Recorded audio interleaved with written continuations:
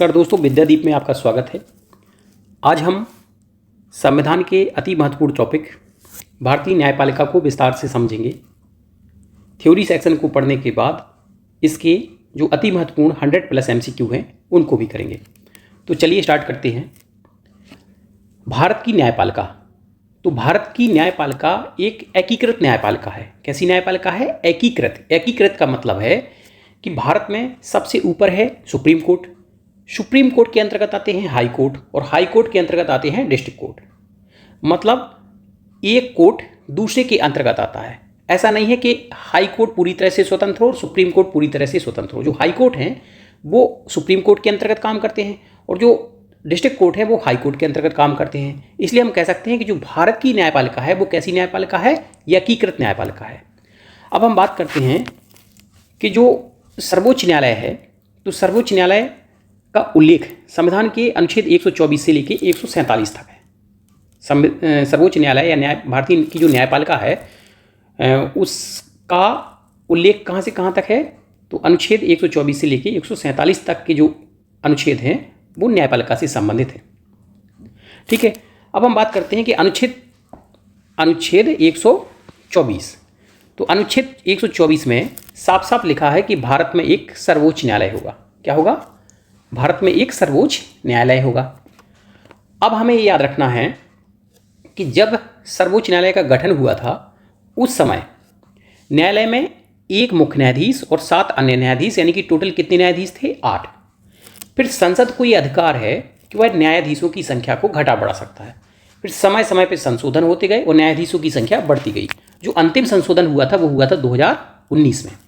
2019 से पहले तक सुप्रीम कोर्ट में न्यायाधीशों की संख्या थी 1+30 यानी कि 31, और 2019 में ये 31 से बढ़ाकर कितना कर दिया गया था? 34। तो वर्तमान में हम कह सकते हैं कि एक मुख्य न्यायाधीश और 33 अन्य न्यायाधीश हैं।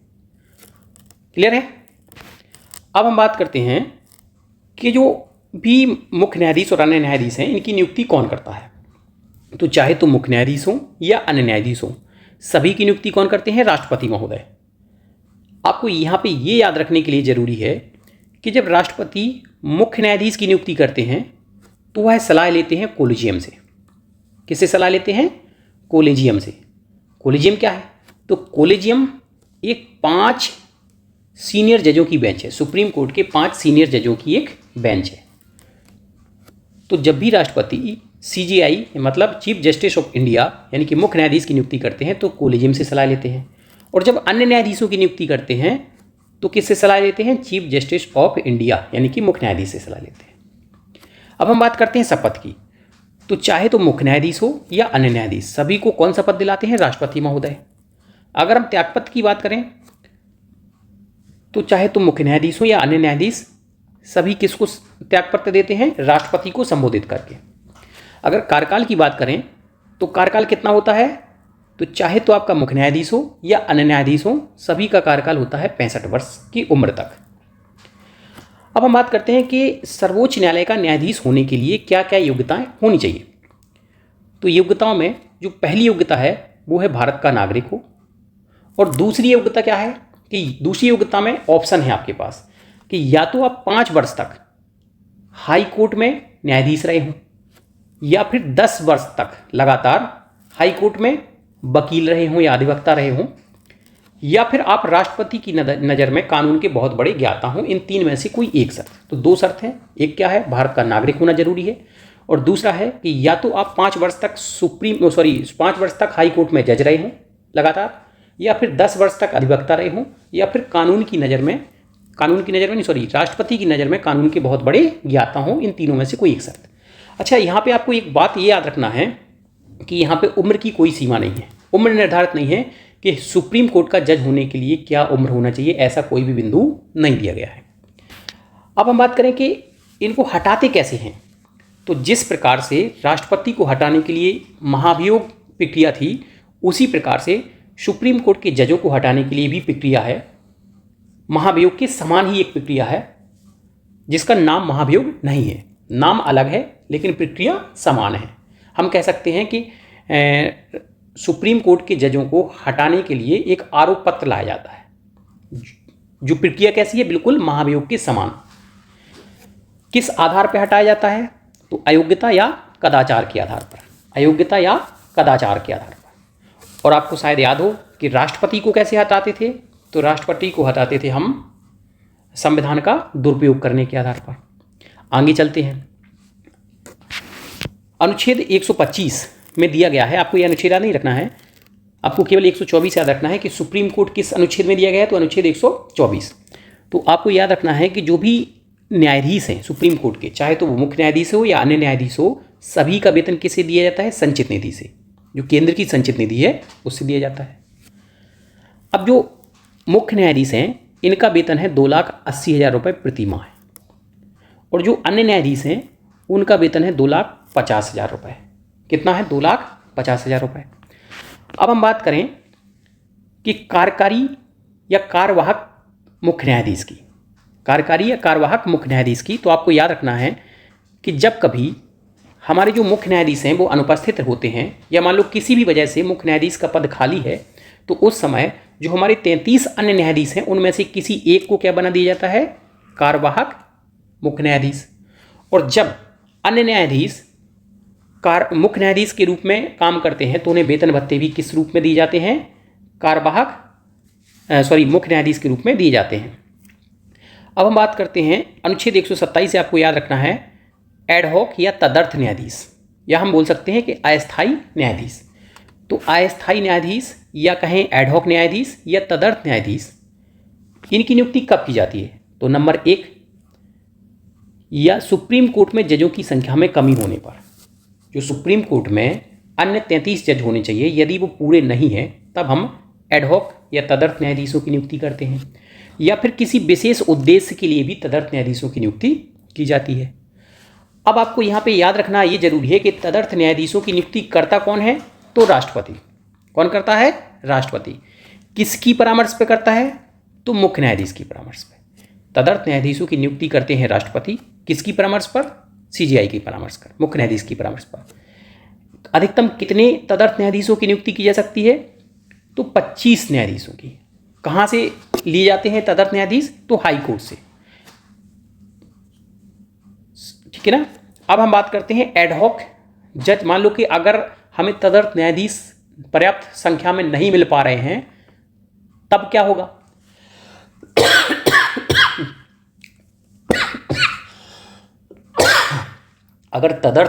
यदि तदर्थ न्यायाधीश उपलब्ध नहीं हैं, तब उस कंडीशन में जो न्यायाधीश रिटायर्ड हो चुके हैं उनको हम तदर्थ न्यायाधीश के रूप में नियुक्त करते हैं।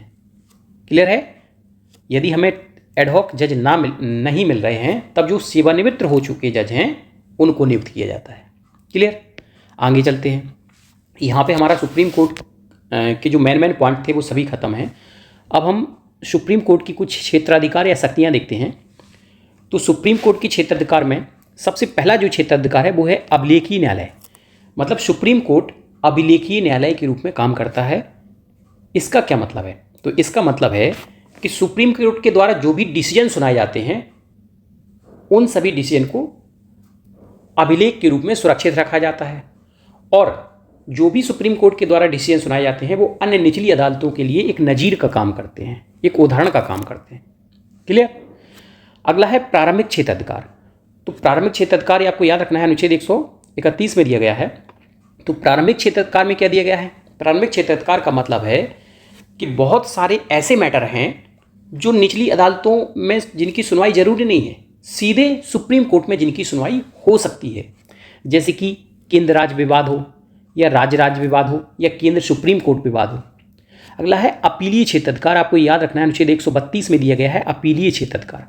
अपीलीय क्षेत्राधिकार का मतलब है कि यदि कोई व्यक्ति हाई कोर्ट के डिसीजन से संतुष्ट नहीं है तो वो कहाँ अपील कर सकता है, सुप्रीम कोर्ट में अपील कर सकता है। अगला क्वेश्चन है, अगला क्षेत्राधिकार है पुनरावलोकन का क्षेत्राधिकार। पुनरावलोकन का क्षेत्राधिकार मतलब रिव्यू का अधिकार। तो सुप्रीम कोर्ट अनुच्छेद 137, ये अनुच्छेद इंपॉर्टेंट है, 132 भी 137 भी। तो 137 में पुनरावलोकन का क्षेत्राधिकार दिया गया है सुप्रीम कोर्ट को। इसका मतलब ये है कि सुप्रीम कोर्ट पूर्व में जो डिसीजन दे चुका है वो अपने डिसीजन की जांच कर सकता है और संसद या विधानमंडल के द्वारा जो भी कानून बनाया गया है उस कानून की भी जांच कर सकता है। सुप्रीम कोर्ट अपने ही फैसले को बदल सकता है और संसद या विधानमंडल द्वारा पारित किए गए कानूनों की क्या कर सकता है, जांच कर सकता है। अगला अधिकार क्या है, परामर्शदात्री क्षेत्राधिकार। ये दिया है अनुच्छेद 143 में। ये भी इंपॉर्टेंट है कि सुप्रीम कोर्ट राष्ट्रपति को परामर्श देगा। यदि राष्ट्रपति सुप्रीम कोर्ट से परामर्श मांगता है तो सुप्रीम कोर्ट राष्ट्रपति को क्या देगा, परामर्श देगा। ये इंपॉर्टेंट है आपके लिए। अगला है अंतरण का क्षेत्राधिकार। अंतरण का मतलब है कि यदि कोई मैटर किसी हाई कोर्ट में चल रहा है, किसी भी निचली अदालत में चल रहा है, अगर यदि सुप्रीम कोर्ट चाहे तो उस मैटर को एक हाई कोर्ट से दूसरे हाई कोर्ट में ट्रांसफ़र कर सकता है या फिर अपने पास भी मंगा सकता है। ठीक है। अब आपको एक पॉइंट और याद रखना है कि सुप्रीम कोर्ट का निर्णय भारत के सभी न्यायालय, सभी अधिकारी और सभी नागरिक मानने के लिए बाध्य हैं। यदि सुप्रीम कोर्ट के निर्णय को कोई नहीं मानता है तो ये माना जाएगा कि उसने न्यायालय की अवमानना की है, जिसके लिए सुप्रीम कोर्ट दंड दे सकता है। दंड आपका जुर्माना के रूप में भी हो सकता है और सजा के रूप में भी हो सकता है। एक पॉइंट और याद रखना है कि संविधान का अंतिम व्याख्याता किसे माना गया है, तो सुप्रीम कोर्ट को माना गया है। यहाँ पे हमारा जो सुप्रीम कोर्ट से संबंधित थ्योरी सेक्शन था वो कंप्लीट होता है। अब हम सुप्रीम कोर्ट से संबंधित जो अति महत्वपूर्ण 50+ MCQ हैं उनको करेंगे। तो पहला क्वेश्चन है कि भारतीय संविधान के किस अनुच्छेदों में सर्वोच्च न्यायालय से संबंधित प्रावधान दिए गए हैं। तो जो सर्वोच्च न्यायालय से संबंधित प्रावधान है वो अनुच्छेद 124 से लेकर 147 तक दिए गए हैं। कहाँ से कहाँ तक, अनुच्छेद 124 से लेकर 147, जिसमें कि अनुच्छेद 124 में क्या दिया गया है कि भारत में एक सर्वोच्च न्यायालय होगा। अगला क्वेश्चन है कि भारतीय संविधान का संरक्षक किसे माना जाता है। तो संविधान का संरक्षक दोस्तों किसे माना जाता है, सर्वोच्च न्यायालय को। अगला क्वेश्चन है कि सर्वोच्च न्यायालय के गठन के समय न्यायाधीशों की कुल संख्या कितनी थी। तो गठन के समय थी 7 + 1 मतलब 8, और वर्तमान में कितनी है, 1 + 33 यानी कि टोटल 34। अगला क्वेश्चन है कि वर्तमान में सर्वोच्च न्यायालय में न्यायाधीशों की संख्या मुख्य न्यायाधीश सहित कितनी है। तो वर्तमान में कितनी है, 34। अगला क्वेश्चन है कि भारत में उच्चतम न्यायालय में न्यायाधीशों की संख्या बढ़ाने का अधिकार किसके पास है। तो न्यायाधीशों की संख्या घटाने बढ़ाने का अधिकार किसके पास है, संसद के पास है। अंतिम बार कब बढ़ाए गए थे, 2019 में एक संशोधन किया गया था, उसी के तहत 2019 तक कितने थे, 31। कितने बढ़ा दिए गए, तो अब हो गए 34। अगला क्वेश्चन है कि संविधान के किस अनुच्छेद में सर्वोच्च न्यायालय को न्यायिक पुनरावलोकन की शक्ति दी गई है। तो दोस्तों अभी पढ़ा था हमने कि न्यायिक पुनरावलोकन यानी कि रिव्यू की शक्ति किस अनुच्छेद के तहत दी गई है, अनुच्छेद 137 के तहत। और न्यायिक पुनरावलोकन में क्या क्या कर सकता है कि अपने पूर्व में दिए गए निर्णय को भी बदल सकता है और संसद या विधानमंडल द्वारा बनाए गए कानून की जांच कर सकता है। अगला क्वेश्चन है कि सर्वोच्च न्यायालय के न्यायाधीशों को उनके पद से कैसे हटाया जा सकता है। तो दोस्तों मैंने आपको पहले भी बताया था कि जिस प्रकार से राष्ट्रपति को हटाने के लिए जो महाभियोग प्रक्रिया है, ठीक उसी प्रकार की प्रक्रिया सर्वोच्च न्यायालय के न्यायाधीशों को हटाने के लिए भी है, बस नाम उसका अलग है। अगला है कि मौलिक अधिकारों की रक्षा के लिए सुप्रीम कोर्ट किस अनुच्छेद के तहत रिट जारी कर सकती है। तो जो सुप्रीम कोर्ट है वो अनुच्छेद 32 के तहत 5 प्रकार की रिटें जारी करती है, और जो हाई कोर्ट है, हाई कोर्ट किसके तहत, तो अनुच्छेद 226 के तहत रिटें जारी करती हैं। क्लियर है। मौलिक अधिकारों की रक्षा के लिए जो सुप्रीम कोर्ट है वो 5 रिटें जारी करती है। किस अनुच्छेद के तहत, तो अनुच्छेद 32 के तहत, और हाई कोर्ट किस अनुच्छेद के तहत, तो अनुच्छेद 226 के तहत। मौलिक अधिकारों की रक्षा के लिए सुप्रीम कोर्ट कितनी प्रकार की रिट जारी करती है, तो 5 प्रकार की। कौन कौन सी, बंदी, प्रत्यक्षीकरण, परमादेश, अधिकार परीक्षा, उत्प्रेषण और प्रतिषेध लेख, 5 प्रकार की रिट। अगला है सुप्रीम कोर्ट के न्यायाधीशों की नियुक्ति किसके द्वारा की जाती है। तो दोस्तों सुप्रीम कोर्ट का चाहे तो मुख्य न्यायाधीश हो या अन्य न्यायाधीश हो, सबकी नियुक्ति किसके द्वारा की जाती है, तो राष्ट्रपति महोदय के द्वारा। अगला क्वेश्चन है कि उच्चतम न्यायालय के न्यायाधीश अपना त्यागपत्र किसे देते हैं। तो किसको देते हैं, राष्ट्रपति को देते हैं। संविधान के किस अनुच्छेद में सुप्रीम कोर्ट में तदर्थ न्यायाधीशों की नियुक्ति का प्रावधान है। तदर्थ न्यायाधीश या हम कहें अस्थायी न्यायाधीश या एडहॉक न्यायाधीश, जब सुप्रीम कोर्ट में अन्य न्यायाधीशों की संख्या पूरी नहीं होती और कामकाज बहुत ज़्यादा होता है, तब राष्ट्रपति सुप्रीम कोर्ट के मुख्य न्यायाधीश की परामर्श पर हाई कोर्ट से तदर्थ न्यायाधीशों की नियुक्ति करते हैं। एक बार में कितने न्यायाधीश नियुक्त कर सकते हैं? तो 25, आपको पता है, ठीक है ना। तो कौन सा अनुच्छेद है? अनुच्छेद 127। अगला क्वेश्चन है कि सर्वोच्च न्यायालय के जजों का वेतन किस निधि से दिया जाता है? तो भारत की संचित निधि से। और इनकी पेंशन भी कहाँ से दी जाती है? तो पेंशन भी भारत की संचित निधि से दी जाती है। अगला क्वेश्चन है कि सुप्रीम कोर्ट का न्यायाधीश नियुक्त होने के लिए किसी व्यक्ति को कम से कम कितने वर्ष उच्च न्यायालय का जज होना चाहिए? तो दोस्तों, जो हमने शर्तें पढ़ी थी उन शर्त में था कि या तो 5 वर्ष तक हाई कोर्ट का लगातार जज रहा हो या 10 वर्ष तक हाई कोर्ट का लगातार अधिवक्ता रहा हो। तो यहाँ पे जज पूछा गया है, तो सही आंसर क्या हो जाएगा? 5 वर्ष।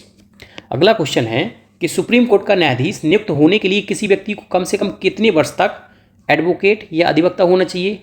तो सही आंसर क्या है? 10 वर्ष। अगला क्वेश्चन है कि सुप्रीम कोर्ट के न्यायाधीशों को हटाने के लिए महाभियोग प्रस्ताव लोकसभा में कितने सदस्यों द्वारा लाया जाता है? तो देखो, जो महाभियोग प्रस्ताव नहीं कहेंगे हमें, महाभियोग इसका नाम नहीं है, आरोप पत्र कह सकते हैं। तो सुप्रीम कोर्ट के न्यायाधीशों को हटाने के लिए जो आरोप पत्र लाया जाता है, तो यदि आरोप पत्र लोकसभा में लाया जाता है तो चाहिए हमें 100 सदस्यों का समर्थन, और यदि राज्यसभा में लाया जाता है तो चाहिए 50 सदस्यों का समर्थन। क्लियर है? आरोप पत्र यदि सुप्रीम कोर्ट के न्यायाधीशों के खिलाफ लाते हैं हम या हाई कोर्ट के न्यायाधीशों के खिलाफ लाते हैं, और यदि आरोप पत्र लोकसभा में लाया जाता है तो कितने सदस्यों का समर्थन? 100 सदस्यों का। और यदि राज्यसभा में लाया जाता है तो कितने सदस्यों का समर्थन? 50 सदस्यों का। क्लियर है? अगला क्वेश्चन है कि भारतीय संविधान का कौन सा स्तंभ उसका अंतिम व्याख्याता है? तो संविधान का अंतिम व्याख्याता किसे माना गया है? सुप्रीम कोर्ट को। अगला है कि किस न्यायालय के फैसले देश के बाकी सभी न्यायालय पर बाध्यकारी होते हैं? तो दोस्तों, जो सुप्रीम कोर्ट के फैसले हैं वह सभी जो निचली अदालतें हैं सभी पर बाध्यकारी होते हैं। क्यों? क्योंकि भारत में एकीकृत न्याय व्यवस्था है, सभी एक दूसरे के अंतर्गत काम करते हैं। जो सुप्रीम कोर्ट है उसके अंतर्गत हाई कोर्ट काम करता है और हाई कोर्ट के अंतर्गत अन्य जो डिस्ट्रिक्ट कोर्ट हैं वो काम करते हैं। अगला क्वेश्चन है कि स्वतंत्र भारत में उच्चतम न्यायालय के पहले न्यायाधीश कौन थे जिनके खिलाफ संसद में महाभियोग प्रस्ताव लाया गया था? तो सबसे पहले जो महाभियोग लाया गया था, महाभियोग ना कह के हम आरोप पत्र कहेंगे, तो किसके खिलाफ लाया गया था? Justice B Ramaswamy, justice B Ramaswamy के खिलाफ लाया गया था।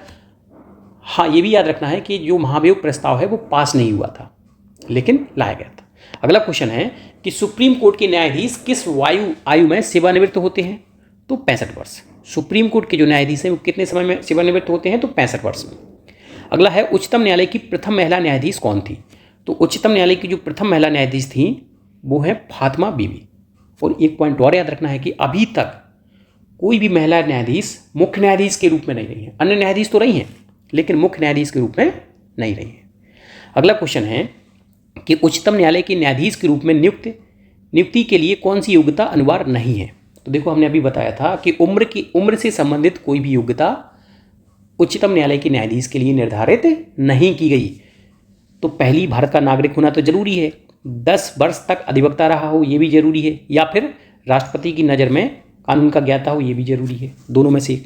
लेकिन उम्र से संबंधित कोई भी योग्यता निर्धारित नहीं की गई है। अगला क्वेश्चन है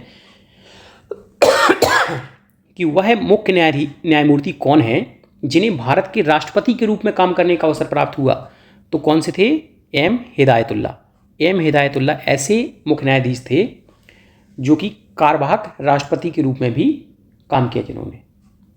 अगला क्वेश्चन है कि निम्नलिखित में से कौन अनुच्छेद 143 के तहत उच्चतम न्यायालय से परामर्श मांग सकता है? तो उच्चतम न्यायालय से परामर्श कौन मांग सकता है? राष्ट्रपति। ना तो उच्चतम न्यायालय परामर्श देने के लिए बाध्य है और ना ही राष्ट्रपति उच्चतम न्यायालय द्वारा दी गई परामर्श को मानने के लिए बाध्य है। अगला क्वेश्चन है कि संविधान के किस अनुच्छेद में सर्वोच्च न्यायालय के गठन का प्रावधान है? संविधान के किस अनुच्छेद में? तो अनुच्छेद 124 में साफ साफ कहा गया है कि भारत में एक क्या होगा? सुप्रीम कोर्ट होगा। अगला क्वेश्चन है कि भारत में न्यायपालिका का स्वरूप कैसा है? तो भारत में कैसी न्यायपालिका है? स्वतंत्र न्यायपालिका है, किसी के अंतर्गत काम नहीं करती।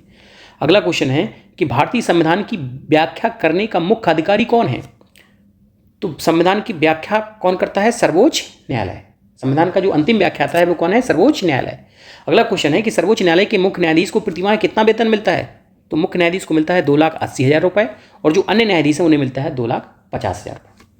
अगला क्वेश्चन है कि सेवानिवृत्ति के पश्चात सर्वोच्च न्यायालय के न्यायाधीश कहाँ वकालत कर सकते हैं?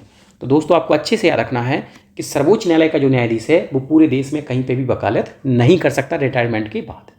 क्लियर? किसी भी न्यायालय में वकालत नहीं कर सकता सर्वोच्च न्यायालय का न्यायाधीश रिटायरमेंट के बाद। अगला क्वेश्चन है कि भारत में न्यायपालिका का स्वरूप कैसा है? तो शुरू में बताया था मैंने, एकीकृत न्यायपालिका। कैसे न्यायपालिका है? एकीकृत न्यायपालिका, इंटीग्रेटेड न्यायपालिका। अगला क्वेश्चन है कि न्यायिक पुनरावलोकन की व्यवस्था किस देश से ली गई है? तो जो जुडिशियल रिव्यू की व्यवस्था है वो कहाँ से ली गई है? अमेरिका के संविधान से। बहुत ही महत्वपूर्ण क्वेश्चन है, बार बार पूछा जाता है कि जो जुडिशियल रिव्यू की व्यवस्था है वो किस देश के संविधान से ली गई है? तो अमेरिका के संविधान से ली गई है। अगला क्वेश्चन है कि भारत के कार्यवाहक मुख्य न्यायाधीश की नियुक्ति कौन करता है?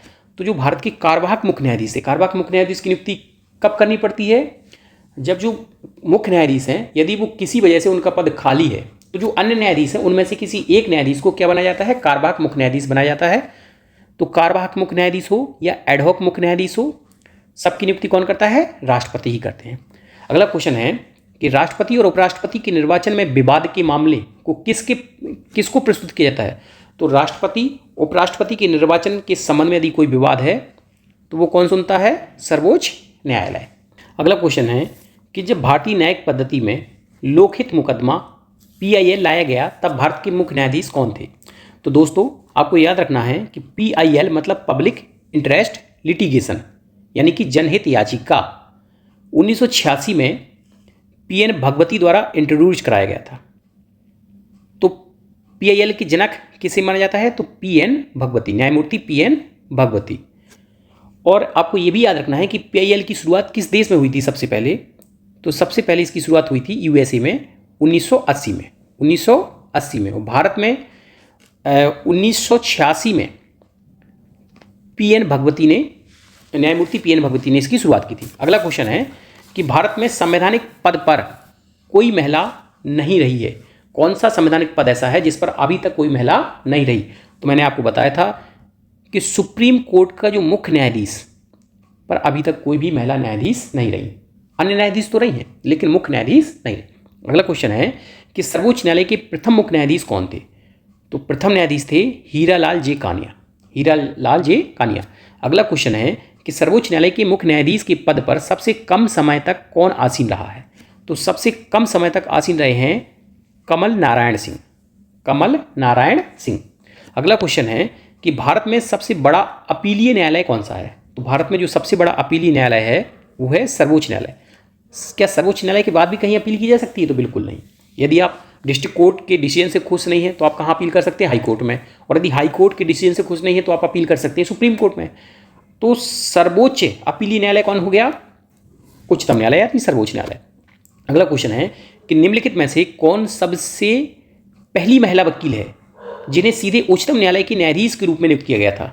तो दोस्तों सही आंसर है इंदु मल्होत्रा। इंदु मल्होत्रा जिन्हें सीधे वकील से उच्चतम न्यायालय का न्यायाधीश नियुक्त किया गया था। अगला क्वेश्चन है कि भारत का उच्चतम न्यायालय कानूनी तथ्य के मामले में राष्ट्रपति को कब परामर्श देता है? भारत का जो उच्चतम न्यायालय है वो कानूनी तथ्य के मामले में राष्ट्रपति को कब परामर्श देता है?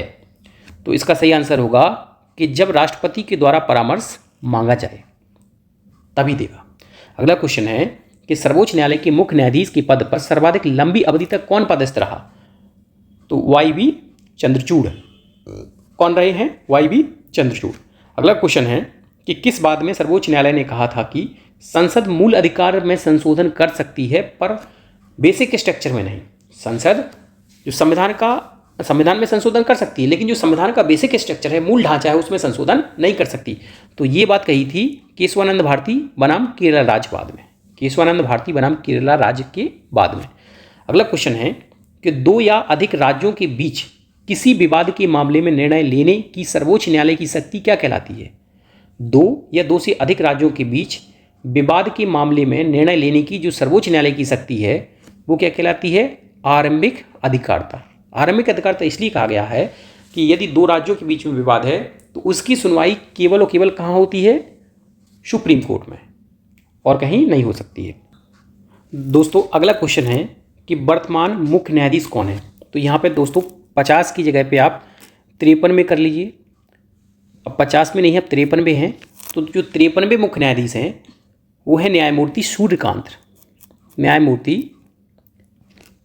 सूर्यकांत कौन सी नंबर के हैं? तो आपको याद रखना है 53वें नंबर के। अगला क्वेश्चन है कि सर्वोच्च न्यायालय के अन्य न्यायाधीशों को प्रतिमाह कितना वेतन मिलता है। तो दोस्तों जो अन्य न्यायाधीश हैं उनको मिलता है 2,50,000 रुपये।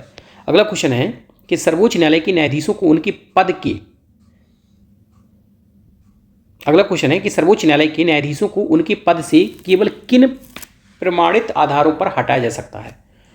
तो दोस्तों कदाचार या असमर्थता दोनों आधारों पर हटाया जा सकता है। तो यहाँ पे जो सुप्रीम कोर्ट से संबंधित क्वेश्चन थे वो खत्म होते हैं। अब हम दूसरे पार्ट में हाई कोर्ट और उससे संबंधित प्रश्नों को पढ़ेंगे। वीडियो देखने के लिए बहुत बहुत धन्यवाद। यदि आपको वीडियो पसंद आया हो तो वीडियो को लाइक करें, कमेंट करें और अधिक से अधिक शेयर करें। जय हिंद।